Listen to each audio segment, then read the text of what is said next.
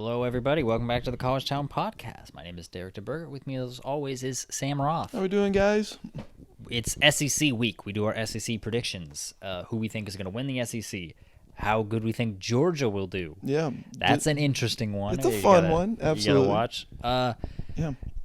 And then, of course, we talk about the House settlement becoming official, athletes being paid by schools. We talk about Miami canceling their rivalry series with Cincinnati. We talk about Beamer Ball and who really owns it. Mm-hmm. We talk about the most expensive college football tickets this upcoming season. Few will surprise you. There's Surprised us. Yeah. We talk about Georgia and the mounting legal troubles going on with their players. And then the biggest game in TBT history at the end of the episode. We hope you stick around because we have a fun little conversation at the end there. We hope you like the video and we hope you subscribe maybe because it helps us. It sure does. Yeah. Yeah, it helps us grow this channel. We'll see you in the episode. Hello, everybody. Welcome back to the College Town Podcast. It's Derek and Sam. Yes, it is. Roth and DeBurger. There we are. Well, considering there is 25 days as of recording this and when this will come out until week 0, we are only 25 days, less than a month. Finally. Yeah. We are continuing our the conference previews, power conference previews. Last week we did the Big 12. This week we're doing the SEC. We sure are. Yes. So let's just jump right into it. Yeah. Sam, you were telling me before we started that you had some interesting predictions. I do. Why don't you tell me who you got winning the SEC? I have Texas. Texas, all right, it's not bad. I don't think that's surprising at all. Not really, no. But there are some shockers. Like Georgia, who's everyone's favorite. Yeah. I have finishing 6th. 6th? I have them finishing 9-3. I have them losing 3 games. That's wild. I know. That's wild. I know. I'm fully aware. Go down the line for me. Who you got in the SEC? So I've got Texas at 12-0, Ole Miss at 11-1. Sure. And then I got Alabama at 10-2, LSU at 10-2, and then Tennessee at 9-3 with Georgia at 9-3. But the only reason why Tennessee's ahead of them is because they have one more loss out of conference, and they're 6-2 in conference over Georgia, who's 5-3 in conference. That's something. It is something, isn't it? Yeah. Do you, out of curiosity, Yeah. why do you think Georgia might go 9-3? It's just based off of the 3 games that they have. They literally have Texas. Their schedules, it's a little tough. It's a tough. They literally have Alabama at home, Texas at home, and Ole Miss at home. And I think those are where the 3 they fall at. And I think there's all. You mean Alabama, Texas, and Ole Miss all away, on the road? On the road, yes. But they play in Tuscaloosa, they play in Austin, and they play in wherever Ole Miss plays. Whatever it is. Oxford. Oxford. Yeah, and I think those are going to be 3 pretty hard games. Other than that, they got it. It is also interesting because they only have 4 road games this year. Yeah, and you've got them going 1-3 on the road. Yeah, because look at who they play on the road. It's 3 really good teams and then Kentucky. I mean, Kentucky I think could be a top 25 team this year. We'll see. but I mean, Alabama, Texas, and Ole Miss, those are 3 teams that have aspirations for the playoffs this year, and I think could make it. Heck, even Georgia can make it at 9-3. I think with this type of. I feel like if you're 9-3, it very much depends on who else. What's 9-3. everyone's record? But I mean, like, I don't think that's anything crazy to say that they could lose to Ole Miss, Texas, and Alabama this year. Away. I think that is pretty crazy. Just because they have Kirby Smart. Do you think, in your mind, because we're going to talk about this later when we talk about the news of the past week, does any of the legal troubles surrounding Georgia play into this, or did you just pick like, oh, that's a really, really tough game on the road, It's a mixture of both, honestly, but I would just more so the latter of like it's just a really tough game on the road Okay. because it's Georgia can still out talent teams. It's not like if they lose 2 players because of a driving incident that there's going to be 2 guys to come in and fill that spot, and in to an extent. Now there are some very elite guys that you don't want to lose, but also saying that it's like I have high aspirations for Texas and Ole Miss this year, and I just think Tuscaloosa is a very hard place to play. I mean, it's difficult, but I think I don't know. I don't think of Tuscaloosa as difficult to play as like many other places. Like LSU is a very difficult place. Oh, to it play. is absolutely. Like Georgia. I would say Georgia might be tougher to play. I don't know. I could be wrong about that. I'm not going to commit to that, but like. I just think Alabama's been so good over the years because they had Nick Saban. Right. And Kevin DeBoer's a great coach, but it's year 1. Right. I'm just not. I don't know. It also I just think 3 losses in conference is a lot. It is a lot. But then you also got to think they're adding Texas to the schedule. Texas was a really good team last year, and I think is the best team. Like Georgia losing to Texas, I would not be surprised by. Georgia losing to Ole Miss, I would not be surprised by. The Alabama one might be a little bit. But other than that, it's like okay. So let me go through my. Sure, go for it. Would you go down to your top 6? Yeah, I did that's top where Georgia 6. Is? Yeah, all right. I'll Georgia tell you my top 6. I've got a 3-way tie for number 1 Okay. between Georgia, Ole Miss, and Texas. All of them going 7-1 in conference. All of them going 11-1 overall in the season. Mm-hmm. That's what I have at the top of the SEC. Mm-hmm. I think the tiebreakers are. What do we got here? So Georgia lost to Ole Miss, I predicted. Mm-hmm. Texas lost to Georgia, and then Ole Miss loses to. Do I have them losing to Florida? This might be a bold prediction. I'm losing to Florida. I have the Ole Miss losing to LSU. All right. Well, so those are the top 3. That's who I have at the top of the conference. Right. So the tiebreakers go to Mississippi and Georgia. After that, I've got Tennessee at 10-2, Alabama at 9-3, and Missouri at 9-3. I just messed mine up. I clicked back and it just botched it. Oh well.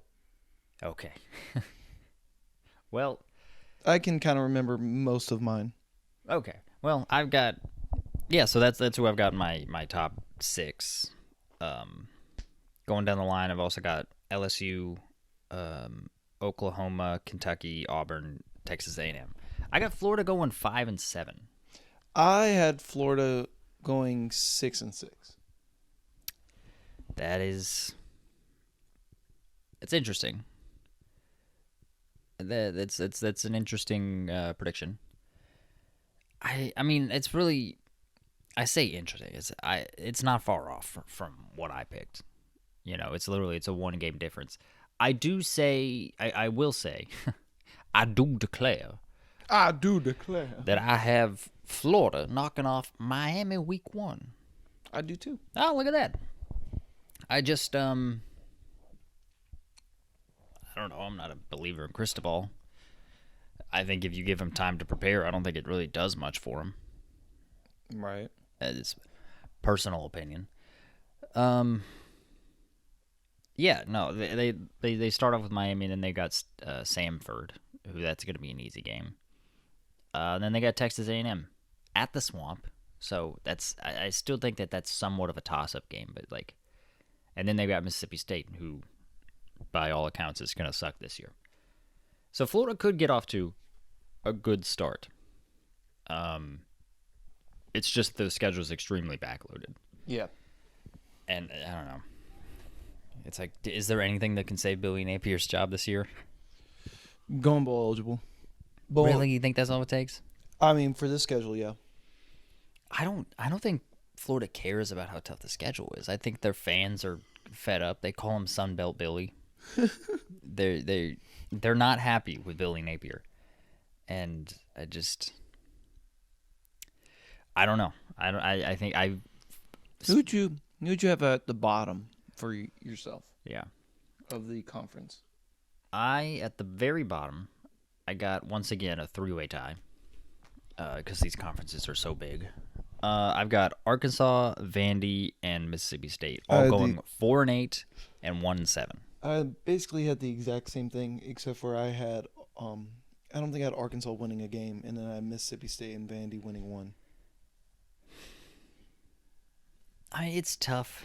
It's tough for Vandy, because that's such a difficult place to win. Because A, they don't invest in football, and B, it's got such a culture of losing. Oh yeah, that it's like, all right, let's see if we can keep it one possession. Let's keep it close, boys. Mississippi State, I just don't know about.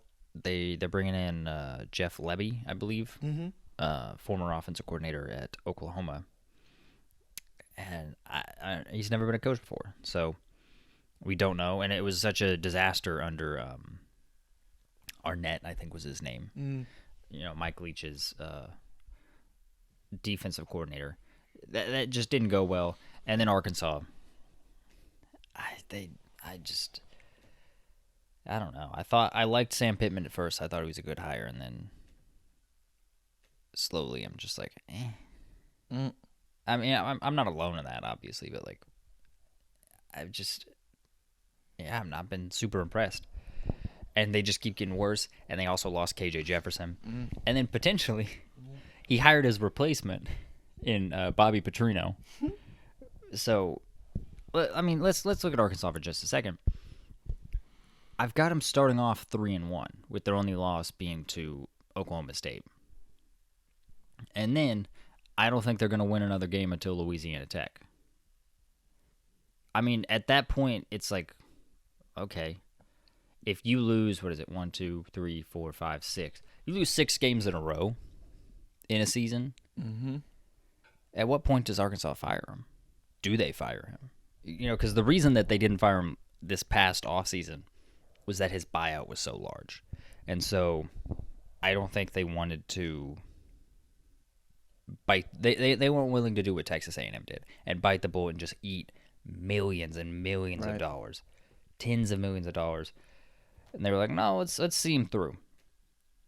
But obviously the buyout's going to drop. But does that make a difference, though? I don't know. I don't think it does. I don't know.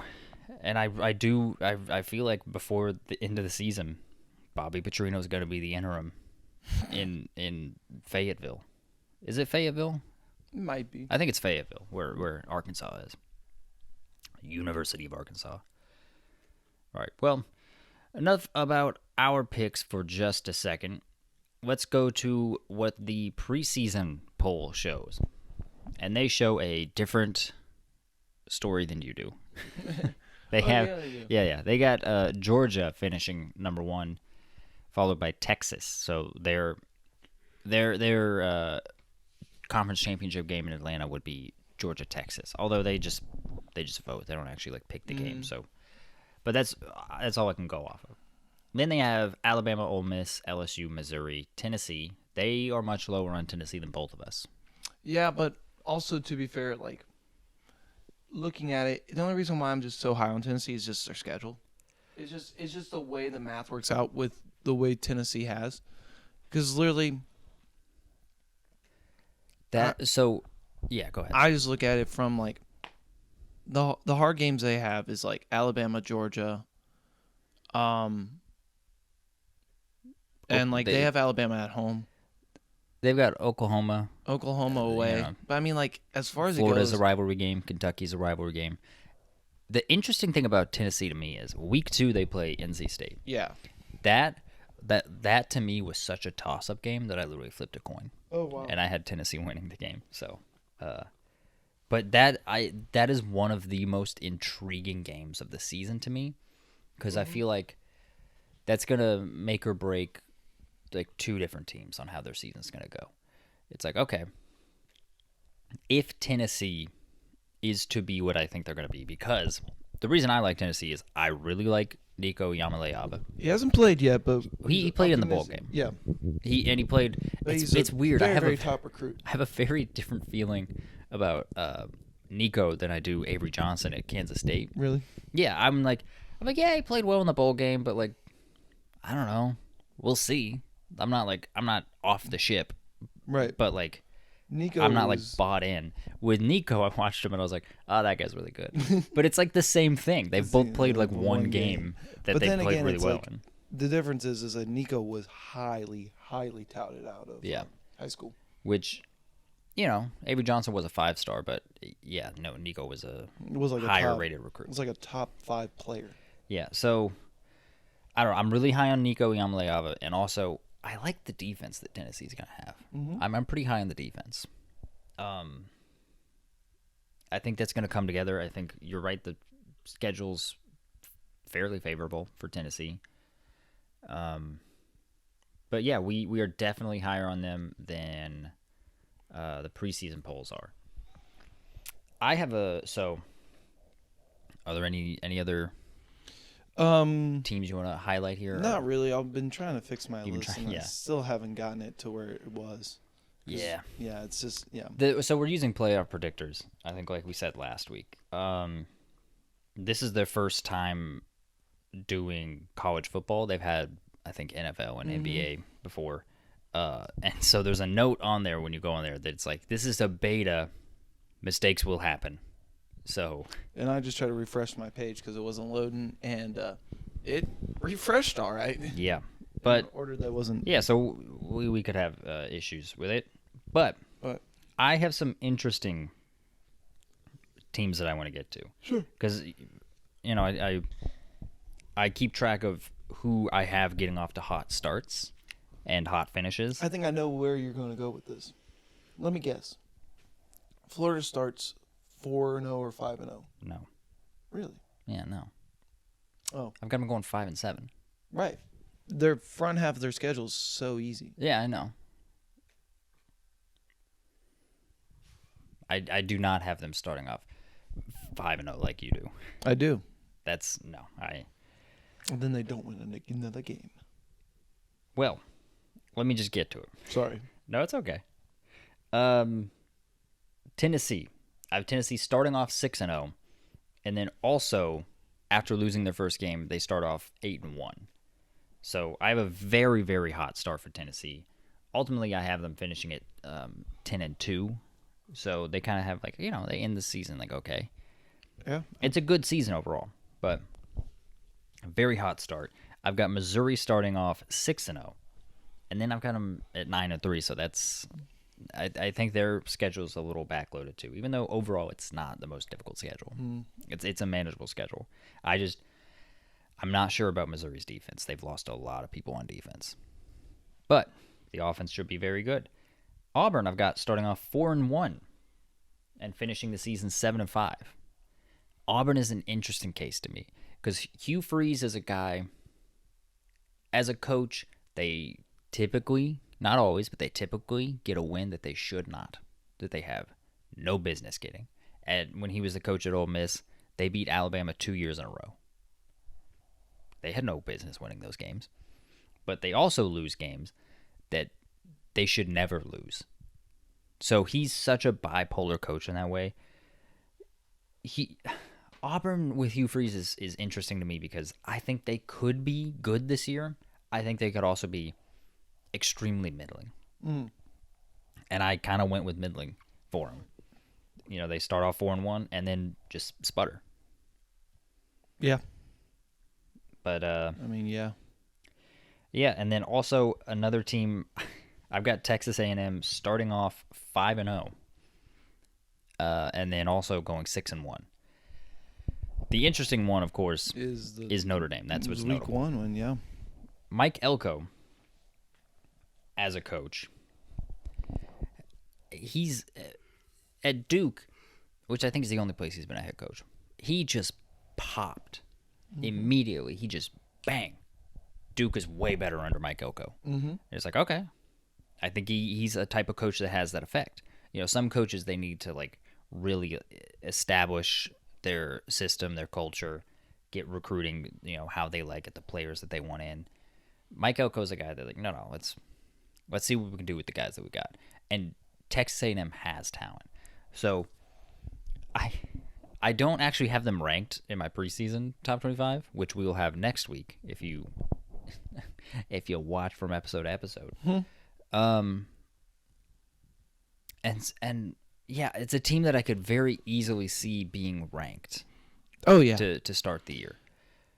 I could see honestly 10 SEC teams possibly being ranked. Not at the same time, but No way. Do you mean like at different points of the season? yeah, like there Okay, could be yeah. 10 SEC teams ranked.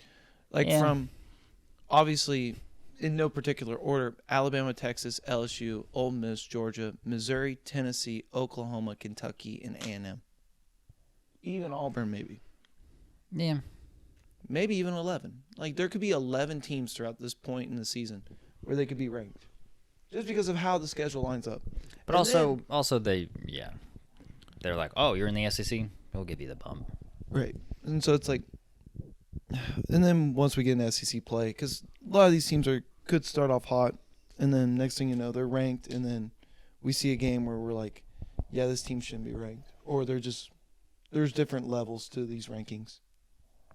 But yeah, no, I think a lot of teams could be ranked. I think A&M, like I was saying, could definitely be ranked early in the season. But after starting off 6-1, I have them finishing the season at 7-5. Mm-hmm. So that's a terrible finish. They got going one win. 1-4 down the stretch. Well, it's also just like, just the way the scheduling is. You just hit teams that are just better than you. Yeah, maybe not for A&M. Yeah, I just kind of have them falling apart year one, Yeah. which again Elko teams have done so far. Honestly, I like Elko. I think he's a good coach. But looking at their schedule, they probably have one of the, if not the easiest schedule in the SEC. I think a lot of people think Missouri's schedule is very easy. We could look at that one. Yeah, I mean, Missouri's got they only really have schedule. Bama. Yeah. Yeah. I mean, it's interesting. And then you got Georgia, who's playing all Yeah. the top dogs. So, like, if Georgia wins, it's clear and obvious that they are the best team. So, speaking of that concludes all my hot start teams. My hot finishes, again, Missouri's on there because I have them starting off 6-0. I have them finishing the season at 3-0. So they just go on a 3-game losing skid. Yeah, to Auburn, Alabama, and Oklahoma. Auburn and Oklahoma at home is kind of crazy. I don't think it's impossible though. No, it's not, but I would be more leaning towards A&M at home. You know, Maybe. I don't know. The way I looked at it is they're coming off of not only a bye week, but the week before the bye week they play Vandy. And so I feel like if you're Missouri's coaches, you're like, okay, let's overlook Vandy here. And let's coach towards A&M. 3 weeks of coaching for A&M? Yeah, why not? That's kind of crazy. It's like 2.5. You're gonna coach against Vandy a little bit, but you have better talent. You should win that game. Right. And then also I have Oklahoma finishing 4-0. So these schedules here for Missouri and Oklahoma kind of overlap because the win over.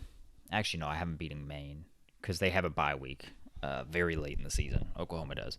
But no, I have Oklahoma going on a great stretch down the end of the year, beating Missouri, Alabama, and LSU.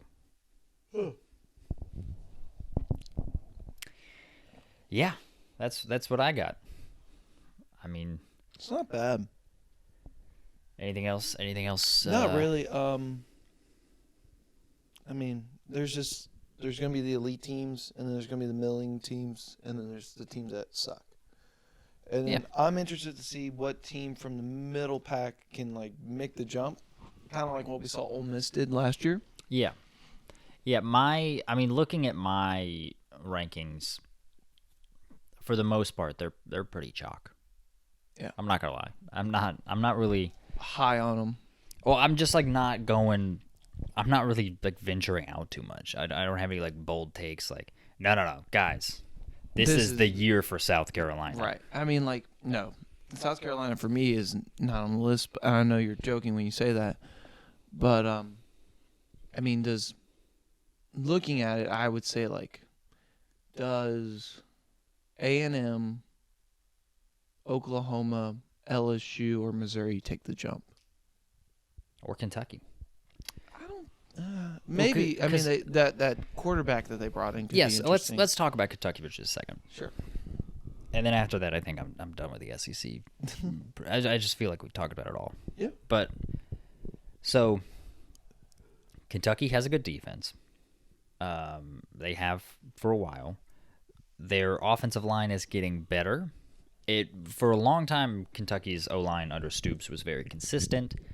Kind of has sucked the past couple of years. Mm-hmm. They brought in an offensive line coach that was under Nick Saban that I think was there previously. Mm-hmm. So they brought a guy back that was really good. So we'll see what he can do in 1 year. Running backs, they've had good running backs for a while. They got a ton of good wide receivers in the portal. Okay. So they should have a very good receiving core.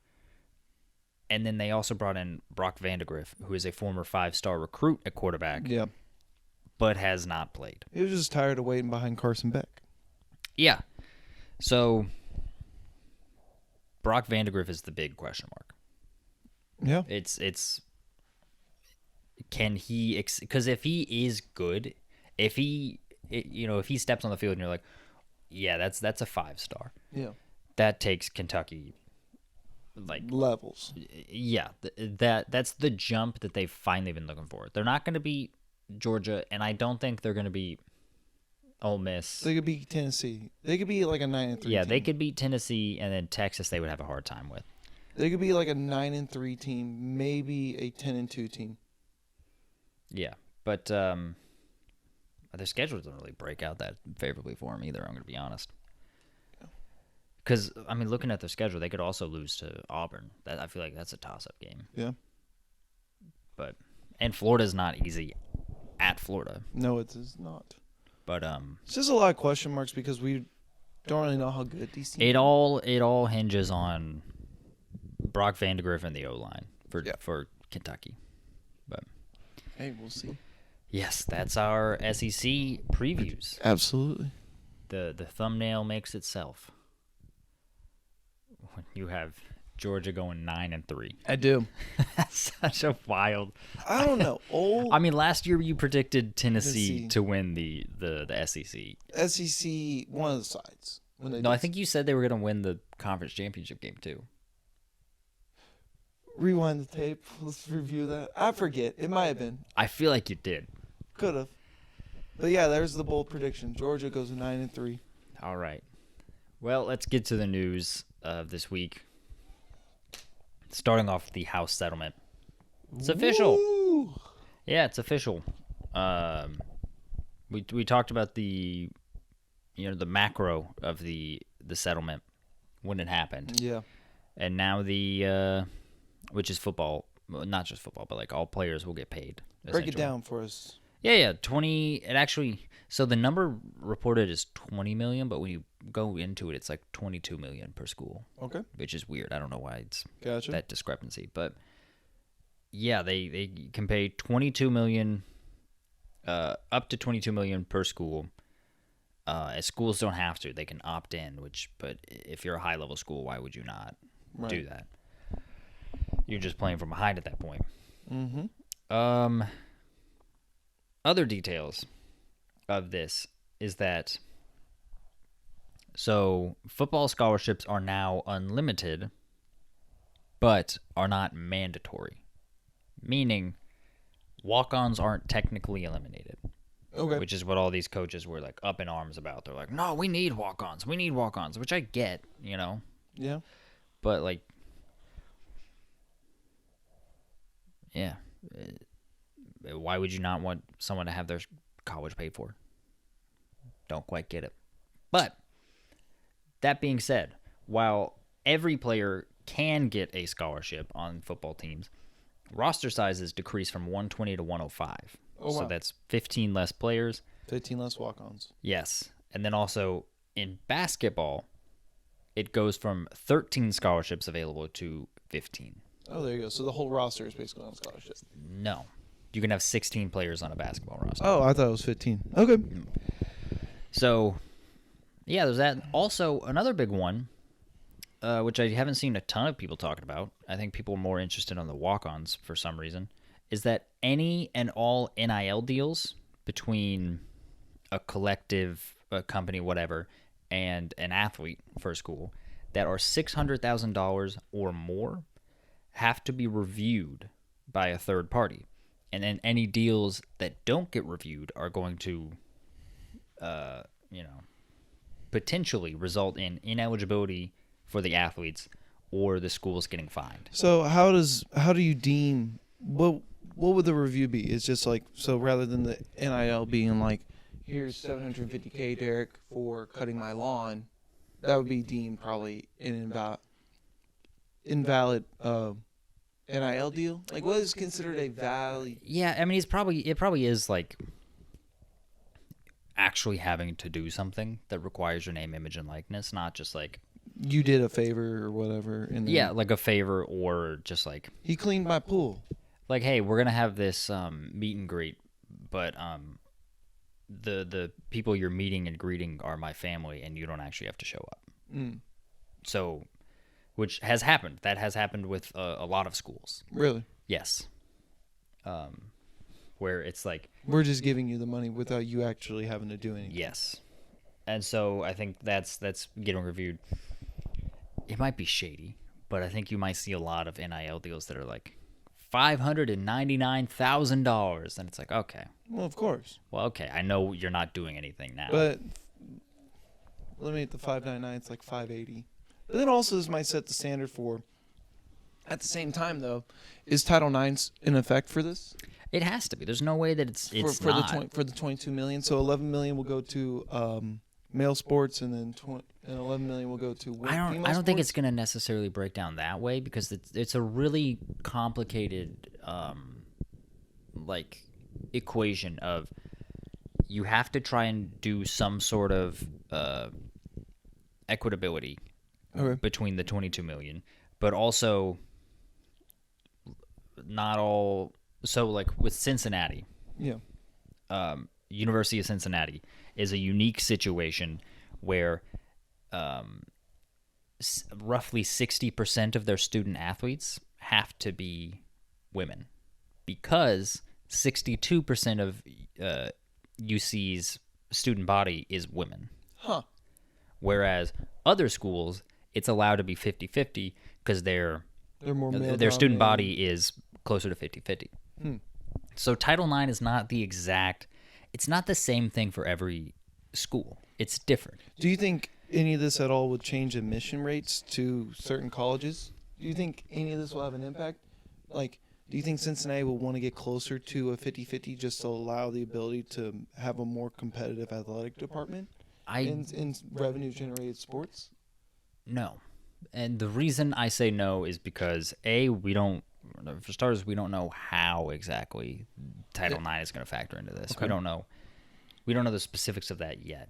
But B, for a university, the moneymaker is not your football team. The moneymaker is the university itself. Right. The moneymaker is tuition. Right. Whatever strategy you have going on to make more tuition, that's what you're going to do. That's what you're going to stick with. Right. That's the niche you're going to try to fit into. And so Cincinnati has like a student body population of, like, I think it's 50,000. Okay. It's not a small school by any stretch of the imagination. I think they were perfectly fine having 62% women, because they have a lot of people that go there, and they pay a lot in tuition. Right. The school's making a lot of money. And whatever money that the school makes off tuition, way more than a playoff appearance could bring in. Oh, absolutely. So didn't even think about that aspect of it. Yeah, so no, I don't think that schools are going to try to change their admission strategies just to accommodate sports. I think you could see something along the lines when it comes to it, just because what about a smaller school that is elite, like a Gonzaga, where they're elite in something, where not necessarily changing the admission rules, but a smaller school where they might change some aspects of their admission just because they want to be able to offer more money, because then more money makes them more money. Well, but there's also, you know what I'm trying to get at. It is believed that there is going to be a factor of what sports bring money to the athletic departments, and then those can get more of like a larger piece of the pie of right. that 22 million. But no one knows. Well, I could definitely see it where, hey, men's basketball and men's football, you're getting 80% of the Title IX pie for men. Yeah. And then women's basketball is going to get a decent chunk of that pie because that's just what the revenue brings. And so they're more inclined to give the money to something that's going to bring them back money. Yeah. It is also very interesting if Title IX comes into effect where basically like you're going to have to start paying players that are non-revenue sports, which will be interesting. Because if you're going heavy on football, you have to counteract that in some aspects. Maybe. You think they're going to pay field hockey players? No, but I mean, like, women's basketball is going to see a big boost to this. I think some volleyball programs are going to see a big boost to this. Some softball programs. Like, Oklahoma, softball is going to get money now.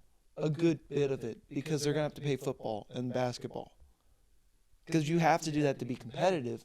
Yeah. And what coach is going to want to come to an athletic department for those types of schools where they're not giving out NIL deals Yeah. or giving out money? I mean, let's see which schools are like. So they have to counteract it and give money to the women as well.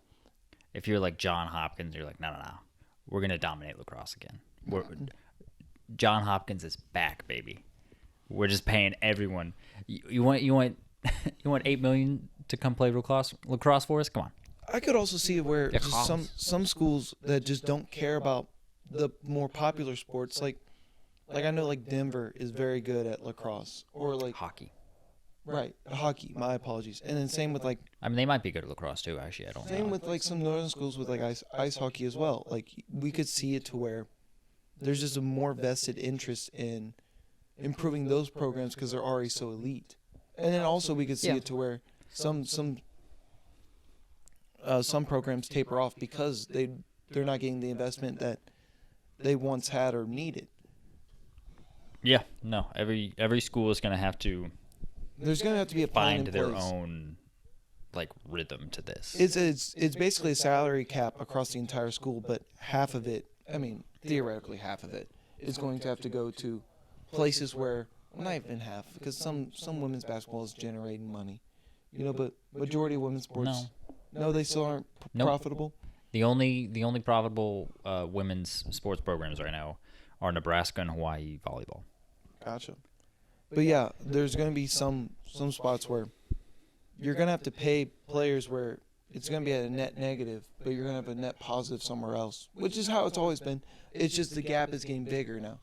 Rather than, and then it does beg the question if any sports are going to get cut because of this, because they're like, hey, we're putting all of our money to be competitive in football and basketball.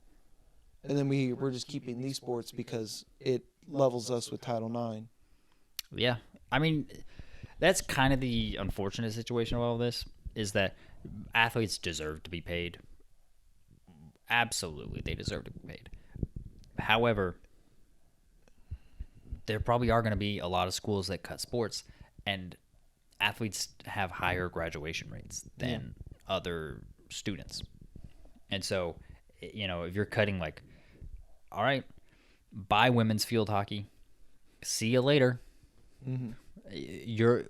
Will allow you to transfer to somewhere that does have a field hockey program. Like, it sucks. I wonder what the fallout would be. I imagine majority of universities, will want to keep as many programs up as possible as they can. Yeah. But it's also like, will they do it because it's affecting their bottom line? Or they just eat it and take the hit? One more thing before we move on. I am curious to see if a school like Texas or Texas A&M, just schools that have a ton of money. Yeah. Are they going to have some boosters like, hey, we're going to put money into an endowment that helps pay for this $22 million a year? Because that way the athletics program, that's less money that they have to dip into in their own budget to pay for. There's definitely going to become some way where I mean, like, the way I look at it is that now athletes, it's going to be like professional, where you're going to have a quote-unquote salary with the school or with the team, and that's your initial payment, right? But you're more than welcome to go out and get as many endorsements as you want. Like you can look at a deal like Shohei Ohtani in Dodger baseball. He took a very, very small amount of money now. He's making hundreds of millions of dollars in endorsements. But then he's also deferred all that money to like all the way back to like 2050. So I mean, like, might as well. So I mean, like, there's going to be offers where it's like, hey, we're offering you this much money in paid right now from school, this amount in NIL. You just got to decide which one you want to do. Also, as a student athlete, you're going to have to decide if you're going to trust these programs with their NILs, laws that come into effect, all these aspects of it. Because how much of it is shady just to get you to sign a piece of paper? Yeah. How much of it's real? It'll be very interesting because we truly don't know because it's the beginning of something. Yeah. We'll have to see. We'll have to see how that unfolds. Yeah. All right, so quick news, because it's the only, there's a couple of basketball news, but this one's very, very short, so we'll just get to it real quick. The SEC and Big Ten have announced that they're having 16-team conference tournaments in basketball. What, 18? 16. So everyone gets to compete. The SEC and the Big 12, I believe both of them have 18 schools. And they're only having 15-team tournaments. Interesting. It's dumb. 16 is better. It is. Because then it's like a full bracket. I understand why the ACC and the Big 12 are doing it. It's so that if the number one seed loses, they can still claim, but they made the quarterfinals. And it's like, yeah, but they didn't win a game. They went 0-1. Right. But hey. Yeah, so that's that. Moving back to football, because that's what brings in the viewers, baby. Retention. All right. Sure. Miami of Ohio is deciding to cancel their rivalry series with Cincinnati. So it started with when Miami... Didn't they just win? They did just win, yeah. First time in, I think it was 19 years, 15 years? Huh, and they're canceling it. Yeah. So, we'll get to why, I think it is. But Miami started by canceling, I think, road games at Nippert Stadium in Cincinnati in 2025 and 2027. Okay. And then Cincinnati responded by canceling games at Miami in 2029 and 2020 something. Okay. So they're going to play 2024 at Miami this year, and then they're going to play 2026 at Miami, and then that will likely be the last time they play. Huh. The athletic director for Miami said the rivalry isn't dead, but he kind of highly suggested that Cincinnati would need to pay them a lot of money to continue it. The reason, I think, is that both of these schools used to be Group of 5 schools. Yeah, now one's fallen off. Cincinnati is a power conference school, and Miami still is at the MAC. Yeah. And so I think they're just trying to squeeze money out of Cincinnati. I don't know, because it's one of those things where it's like, here's the way I read this, is that you have this rivalry, right? And it's like, hey, we're going to do this rivalry. We're pretty evenly matched, right? Sure. More or less. So we're close in vicinity and all that stuff and everything that a rivalry would need, right? All of a sudden, you get pulled up to a higher conference. And traditionally speaking, when a lower conference team plays a higher conference team on the road, they get a check. Yeah. And so, traditionally speaking, it's a check game. Even though it's a rivalry, it's a check game. It's basically what it is. And so, once you get better and better because you are more established in a higher league, like Cincinnati, me as Miami, Ohio, is like, hey, this rivalry is no longer an even matchup. To make it even, to make it worth my while to go and put a loss on my record, historically speaking, I'm going to need a check. I'm going to need to get paid very handsomely to go in there and lose. Because why am I doing this? Why am I doing this game to go in and lose? For tradition? Tradition of what? Lose another game? I mean, they went in there last year and won. They did. They won at Cincinnati. They sure did. But historically speaking, Yeah. it just makes sense. Even when as they the were Miami, G5 schools, Cincinnati dominated the right? rivalry. As Miami AD, it just makes sense to be like, hey, you either pay us or you go pay Toledo. You go pay someone else. Like, I think it's dumb. I think it makes sense. I think it's dumb because they were already rivals. They had already played for a long time, and money was not a factor. They just agreed to schedule each other. Yeah, but it's like Tulane versus Ole Miss. It's the exact same concept. They're not rivals. Oh, they're not? I thought they were. No. Huh. No, they're not rivals. I thought they played each other every year and they were rivals. They do not play each other every year. Oh, well, the more you know. I'm just saying, like, it's also going to become one of those things now where we could possibly see it now with Oregon State, or Washington State, where the gap gets widened and those rivalries become dead because why? One program is suffering while the other one is thriving. And so the only way to make it anywhere close is you're like, hey, pay me. Because it doesn't make sense for me to continue doing this and continue getting a loss on my record at the end of the year where I might need it for a win. I think it's a coward's move. You want to play your rivals. No. Yes, you want to play your rivals. I don't care how close the matchup was before I was born. I wanted, or for these student athletes who weren't even alive when the last time we won, It's one of those things where it's like, It's just 15 years ago. There's no 14-year-olds at Miami of Ohio right now. no, but you understand what I'm getting at, though. Yeah, but I just don't agree with it. I just think that it's a rivalry. It's your longest rival. I mean, for these two schools, it's currently, as it stands, it's pretty much your only rival because Cincinnati doesn't play Louisville on a regular basis. They could play West Virginia. Yeah, but West Virginia's not really a rival. It was kind of like an old conference rival that died when they left conferences, and then they're back in the same conference, and it's like, okay, we'll see if this materializes into anything. But it's not the same thing. Okay. Miami, Cincinnati, it's a real rivalry.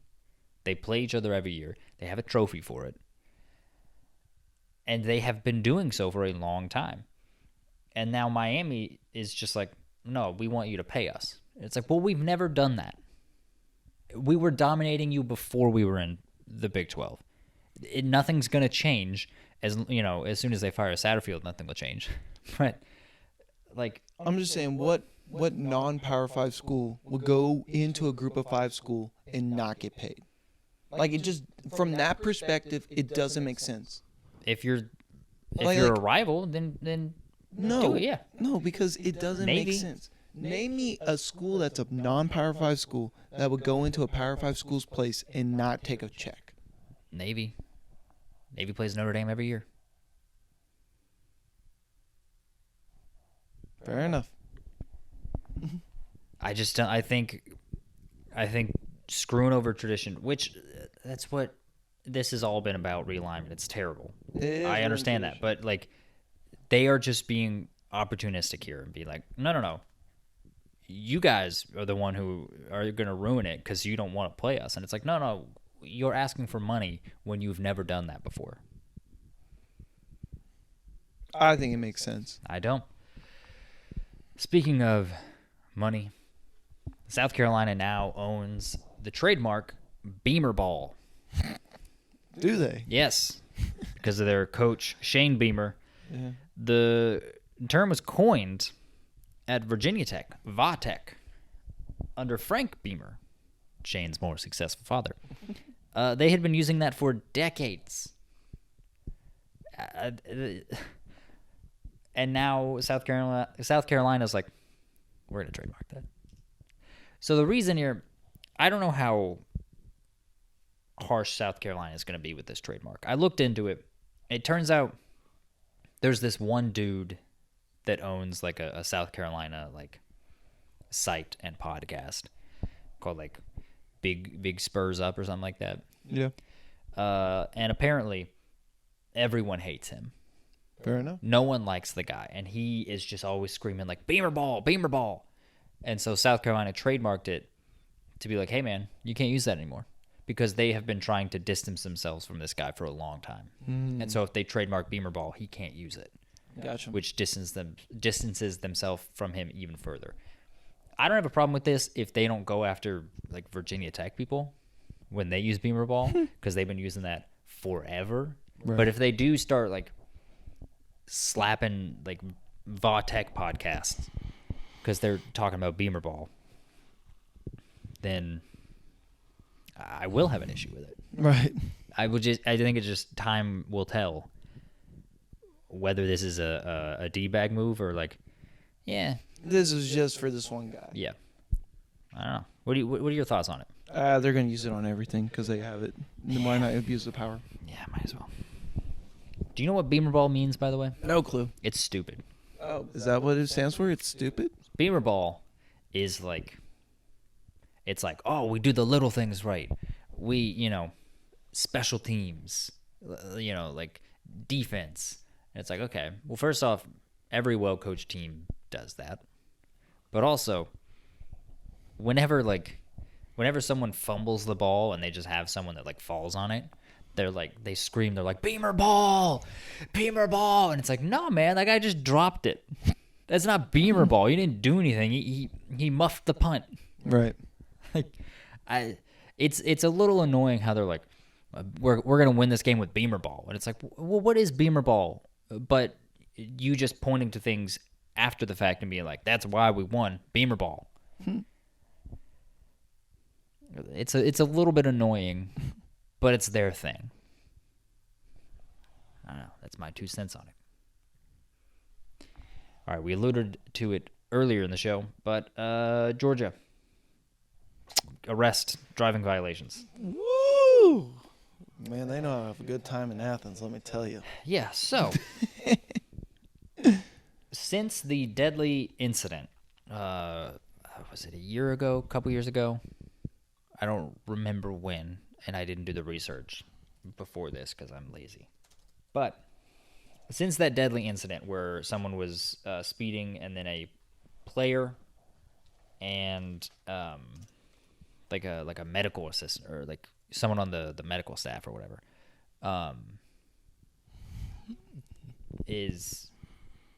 they died in a car crash. Since then, 24 Georgia players have been cited for driving violations, and I think the number in total was in like the 40s, like from stemming back to before that incident. Mm-hmm. And then also there was a Georgia player recently to get arrested for multiple felony counts of like domestic abuse and like abuse towards children. It's not good stuff. Jeez. But also a lot of players who have been arrested, they just got like slap on the wrist punishments. They're like, oh, you're in jail for 6 hours. Get on out, buddy.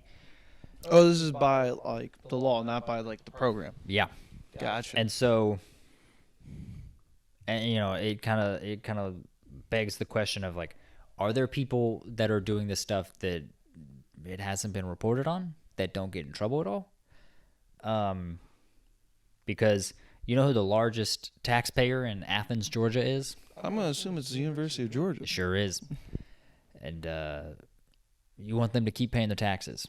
You sure do. And so you keep that up. These little rascals. Having a lot of people go to football games. Yeah. Basically, my question is this a sign of larger issues in Athens? And is this going to be the downfall of what we thought was going to be the next dynasty in college football? Very similar to Urban Meyer at Florida. Well, let's just break it down like this. Now that players are getting paid and there's NIL deals and all that stuff, a lot of players are getting a lot of cool things now. At these very high-end schools where they're recruiting top talents and they want to have high aspirations for national championships, very good players are getting very nice things, like very nice cars. And those very nice cars can go very fast. Sure. And I don't know about you. I remember being a 19-year-old, 20-year-old, and I may have not made the best decisions in my life, And so I can only imagine what these kids, with the amount of what's the word? Money and power. Temptation that they have Yeah. at their fingertips to do certain things. Now they're out of the house. They're on their own, living life for the first time, and all of a sudden you're living on your own. You're in the best dorms possible available to you. You got the best cars. You actually got way more money than God you probably think at the moment in time. Some of them do have a lot of money. Why do you not think you're invincible? I mean, genuinely speaking, not to say anything that they've done is right at all, but I could definitely see where if you don't tell these kids how important it is or have their heads screwed on right, where this can become a major issue. Not just for Georgia, but for any school. Because, I mean, like, they show videos of these parking lots. Everyone has, like, a scat pack. Everyone has, like, a certain car, and it's the exact What is same. a scat pack? It is a Hellcat. It is a very, very fast car. It goes. Never heard of a scat pack before. It is a very nice car. It goes extremely fast. All right. Okay. It is. Never heard of a scat pack until today. Yeah, it's a very nice Dodge Charger. Anyway, besides the point about cars or anything, yes, this could be an issue for some programs, especially if the culture becomes this. May I offer a different perspective? Go for it. I don't think it's kids not being properly informed of just because you have the money doesn't mean you need to flaunt it or whatever. I think this could be just the culture in Athens where they're like, hey, don't be stupid, but if you are stupid, call us, not the police. Or call, like if you get caught by the police, make sure it's campus police, Right. not the law. Because if that's the case, they can bury it. Yeah. And you go outside of these boundaries, this area, you're in trouble. Stay within here.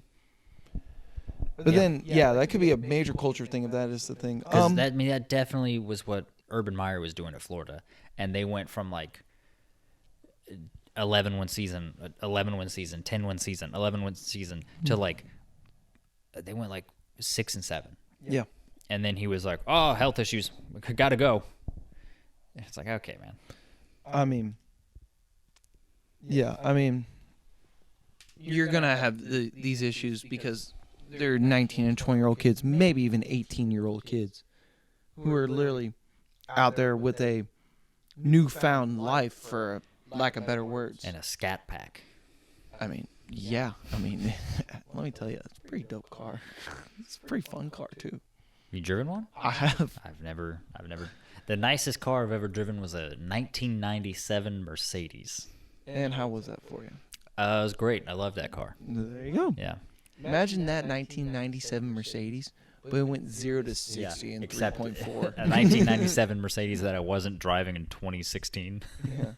But imagine it went 0 to 60 in like 3.4 or 4.4. Yeah, it did not go that fast. It was running a 40-yard dash. So I wrote down a quote from Steve Spurrier. Go for it. From his time in South Carolina, which I felt it fit. It fit. Yeah, it fit what was going on here Hit at the Georgia. boot fits. He said in a press conference that he always loved playing Georgia early in the season because you could count on them having, quote, 2 or 3 key players suspended, end quote. I miss Steve Spurrier. Steve Spurrier was so great.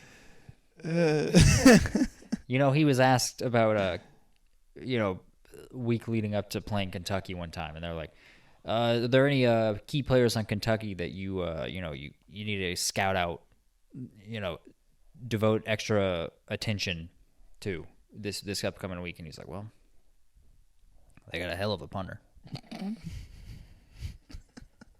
And you know what they did? They went out and destroyed Kentucky that week. That's pretty funny. I love Steve Spurrier. Oh man, too bad he's not coaching the kids game anymore. All right, now we have another thing. One last bit of college football news. Yeah. And it is 24/7 Sports, or 247 Sports as they call it, because I don't think they are technically 24/7. Anyway, they've compiled a list of the most expensive college football games for the upcoming season, which this is the most expensive preseason. These numbers normally change. Then this is just get in the door ticket. Yeah.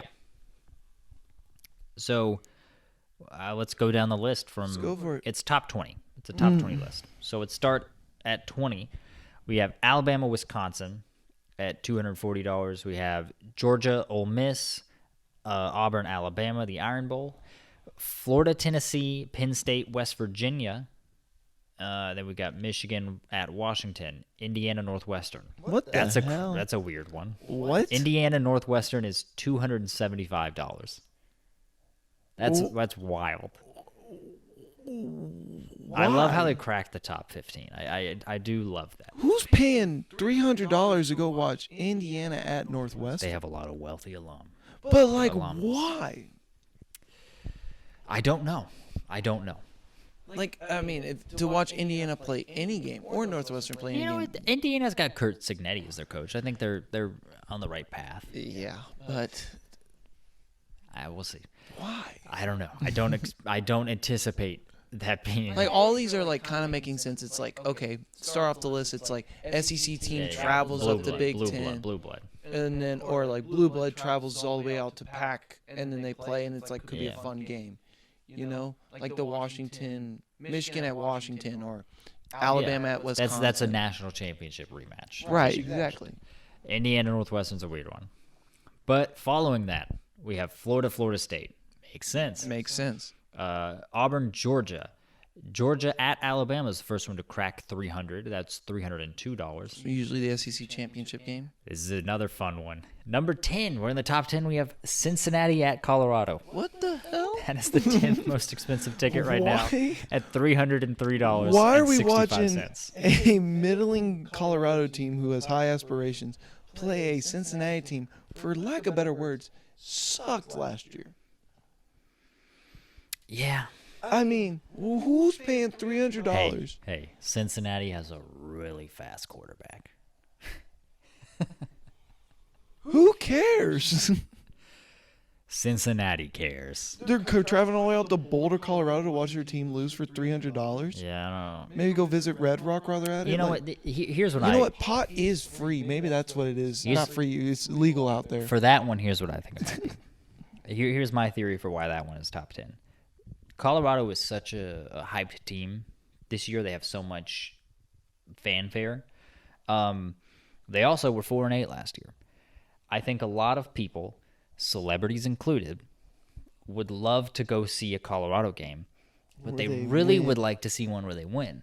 And there's a good chance they'll beat Cincinnati. Oh, there's not a good chance. They will beat Cincinnati. Hey, man, Cincinnati's going to be better than people are expecting. I'm telling you. No. I don't know if they're going to make a bowl game, but they're going to be better than people Pistol offense expect. sucks. It's just predictable. That's the only issue. He averages 200 rushing yards a game. Yeah. Scott Satterfield coached teams, which is very good.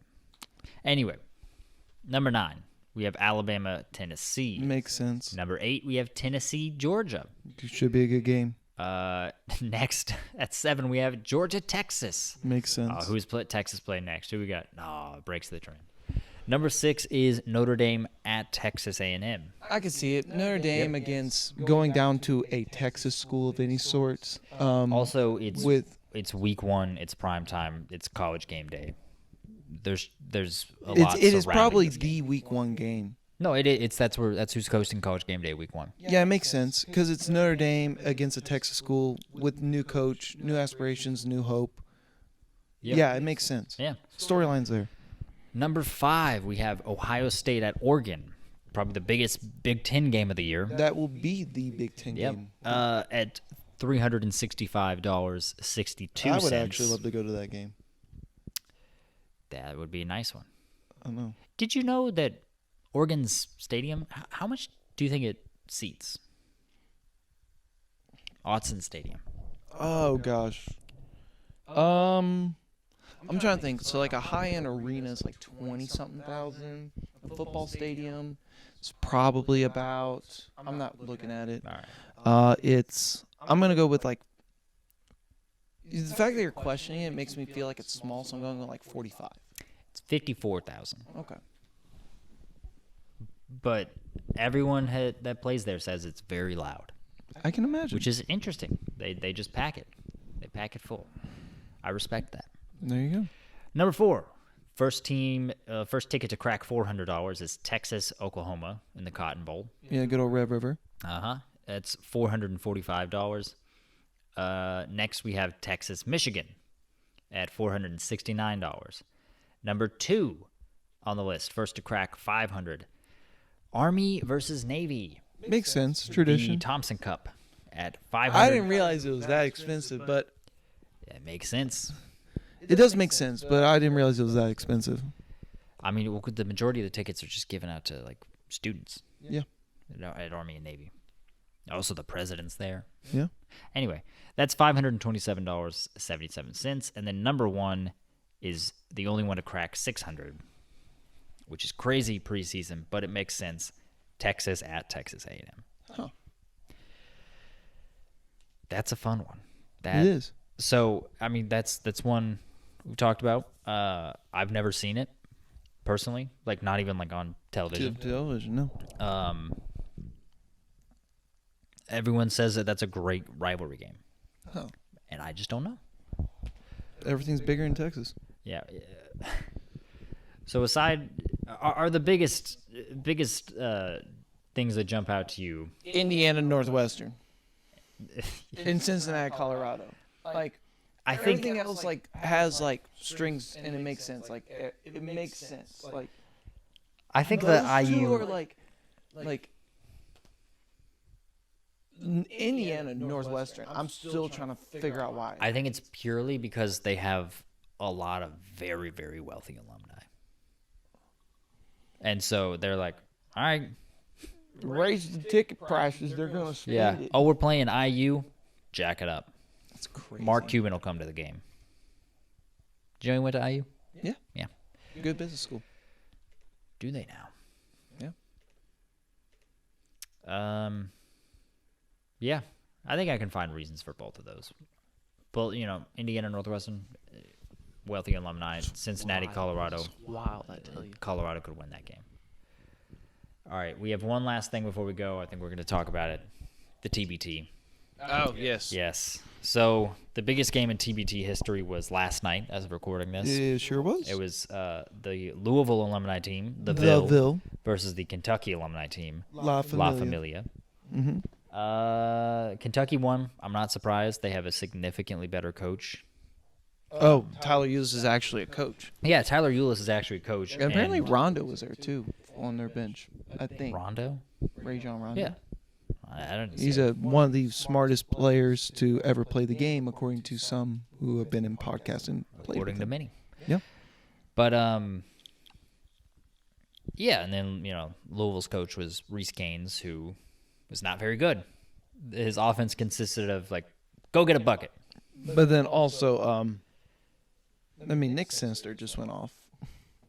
Nate Sestina. Nick Sissina. Apologies. Yeah. We'll get to Nate Sestina. Oh, we are? Yes. So it was a heated matchup. The first quarter featured double techs. Sure did. Between Chris Jones and one of the Harrison twins, who, by the way, they're not that good at basketball. I'll say it. I know they're better than me. Oh. Because they're 6'5", and I'm 5'10". Oh, that's the only difference? That's one of the differences, yeah. I don't know.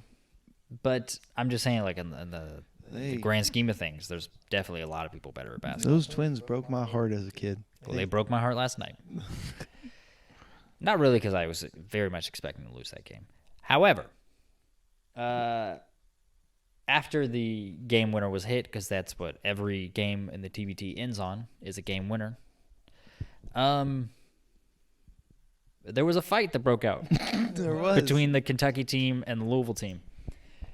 So what was initially reported is that Nate Sestina, who was Chinanu Onawaku, for Louisville. He just spit on me. No reason, just spit on me. And then so, of course, I started fighting him. And then Chinanu Anawaku afterwards said he was doing something that I felt was disrespectful to the university which I graduated from. And I asked him to stop. And he called me a B word. Are you familiar with the B word? Oh, yeah. I know it. Okay.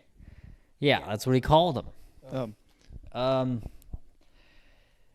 No one has for sure said what the disrespectful gesture was. I have to imagine it's L's down. Oh, well, they showed it as soon as he, as soon as the game winner went in both fingers, both hands immediately. Yeah, it was clear as day. That's exactly what it was. It was L's down. That's what was disrespectful to the university. Got called the B word. Fight. So here's the thing. Here's my perspective on it. L's down is par for the course. That's what Kentucky does. Yeah. Which, by the way, last night proved this is the best rivalry in college basketball. Don't say anything. It is better than Duke UNC. Duke UNC is like third. Anyway. Okay. It's because they're the same people. I don't care. You also have a vested interest in this one. No, it's the same people. I said the Egg Bowl was the best rivalry in football because it is. All right. It's the hatred, man. It's the hatred. Yeah, there's hate. That's why Xavier Cincy is a better rivalry than Duke UNC. Okay. Anyway. Mm-hmm. So, L's down is just what Kentucky does. Mm-hmm. You know, literally anyone. Same as Oklahoma doing horns down. Any school that has like a hand gesture of like, oh, like L's up, like hook 'em, you know, whatever it is, the rival fans are going to be like, yeah, well, guess what? Hook this, or, you know, right. Whatever. You can't really get that upset when someone does it.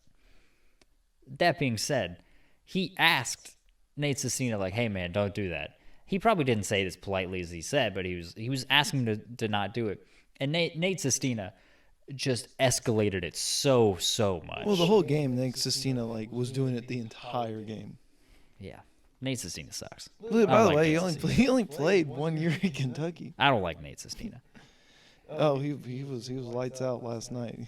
He was very He's good. Crazy. There were some shots I was like, golly. Yeah, but same with Willie Cauley-Stein. I was like, since when can he shoot? Yeah. So basically, Nate Sestina took it from here to here, and then Chinanu Anawaku took it from here to here. Yeah. So they're both in the wrong.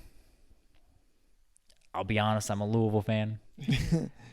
I would love Chinanu Anawaku is the biggest guy in the court last night. Nate Sestina would not have stood a chance. He almost set a record for most rebounds in a TBT game. Oh, he was a monster. He had 22. I think the record was 24, 23. I forget if he got it or not. But he was a monster out there. He was. But yeah, I don't know. That's my perspective on it. Is that it's L's down. That's what Kentucky does. They like to do this thing where they're like, oh, Kentucky's in Louisville's head 24/7. It's like, you guys do L's down year round. Like, don't give me that. You take wedding photos with the L's down. That's not a joke, by the way. Really? Yeah. People take wedding photos with L's down. It's like, don't give me that we're in your head 24/7 thing. But like, I don't know. If you're Nanu, you got to expect it. Yeah.